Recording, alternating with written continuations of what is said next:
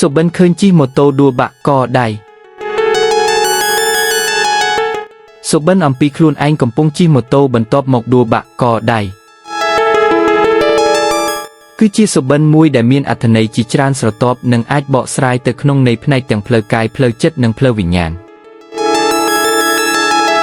ទំនាយបុរាណបានពន្យល់ថាសុបិនបែបនេះជាសញ្ញាដែលបញ្ជាក់អំពីការប្រឈមមុខនឹងបញ្ហាឬហានិភ័យមួយនៅក្នុងជីវិតពិតប្រាកដសុបិននេះមិនត្រឹមតែជាផ្នែកនៃការគិតឬអារម្មណ៍សប្តាហ៍ថ្ងៃប៉ុណ្ណោះទេប៉ុន្តែថែមទាំងអាចជាសារព្រមានឬការណែនាំផ្លូវមួយផងដែរមួយសញ្ញាព្រមានអំពីហានិភ័យក្នុងជីវិតចំពោះការដួលម៉ូតូបាក់ដៃការបកស្រាយតាក់ទងនឹងហានិភ័យនានាដែលអ្នកអាចប្រឈមមុខនាពេលខាងមុខនេះអាចសំដៅទៅលើការធ្វើសេចក្តីសម្រេចមិនប្រុងប្រយ័ត្នការដំណើរការដែលខុសគោលដៅឬអាកប្បកិរិយាដែលនាំឲ្យមានបញ្ហាផ្សេងៗបញ្ហាទាំងនេះអាចជាការភ័ន្តច្រឡំក្នុងការងារការខូចខាតទំនាក់ទំនងជាមួយគ្រួសារមិត្តភ័ក្តិឬអ្នកជិតខាងនិងអាចនាំឲ្យមានការរងរបួសផ្លូវចិត្តឬផ្លូវកាយផងដែរ2ការអះអាងពីស្ថានភាពគ្មានស្ថិរភាពម៉ូតូជារថយន្តតំណាងឲ្យការរីកចម្រើននិងការរត់ទៅរកគោលដៅដូច្នេះប្រសិនបើសុបិនឃើញម៉ូតូដួលអាចជាសញ្ញាបញ្ជាក់ថាជីវិតរបស់អ្នកកំពុងបាត់បង់ស្ថិរភាពមានការរំខានបាត់បង់ទិសដៅឬប្រឈមនឹងភាពខាតបង់ក្នុងការគ្រប់គ្រងជីវិតផ្ទាល់ខ្លួនវាអាចបញ្ជាក់ថាគម្រោងឬបំណងណាមួយកំពុងបរាជ័យក៏ដូចជាការខ្វះការយល់ព្រមជាមួយមនុស្សជិតខាងឬមិត្តភាពដែលកំពុងរអាក់រអួល3ការបែកបាក់នៃសមត្ថភាពនិងបំណងចិត្តកដៃជាស្នាដៃដ៏សំខាន់ដែលជួយឲ្យមនុស្សអាចធ្វើការបានការបាក់កដៃក្នុងសុបិនអាចជាសញ្ញាបញ្ជាក់ពីការបាត់បង់សមត្ថភាពឬអារម្មណ៍ថាអ្នកមិនមានអំណាចដូចពីមុនទៀតឡើយវាអាចជាសញ្ញាថាកំពុងបាត់បង់ទំនុកចិត្តលើខ្លួនឯងមានអារម្មណ៍ថាត្រូវបានទប់ស្កាត់ឬមិនអាចដោះស្រាយបញ្ហាបាន4សារព្រមានឲ្យប្រយ័ត្ននិងពិចារណាជាងមុន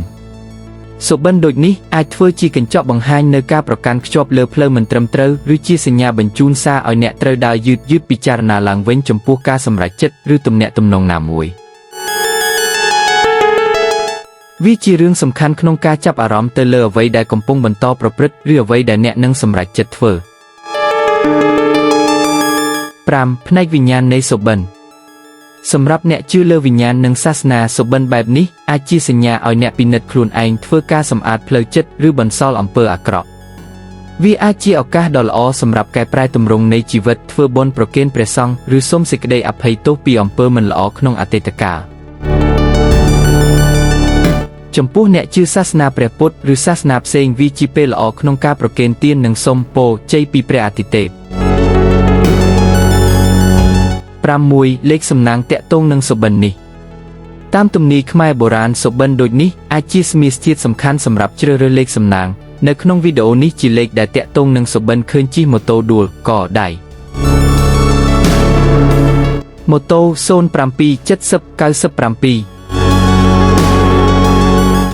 ដួល155189បាក់កដៃ233263កដៃ05 5045លេខសរុបមាន703 315 245 507 897លេខទាំងនឹងគឺជាលេខដែលតាក់ទងទៅនឹងសុបិនឃើញជិះម៉ូតូដួលបាក់កដៃសូមចងចាំថាយើងខ្ញុំមិនបានណែនាំឲ្យបងប្អូនទាំងអស់គ្នាយកលេខនឹងទៅចាក់ឆ្នោតដោយគ្មានការពិចារណាទេលេខទាំងនឹងគឺជាលេខដែលតាក់ទងទៅទំនាយសុបិនឃើញជិះម៉ូតូដួលបាក់កដៃល្បែងតែងតែនាំមកនូវការវិនាសនិងមហន្តរាយ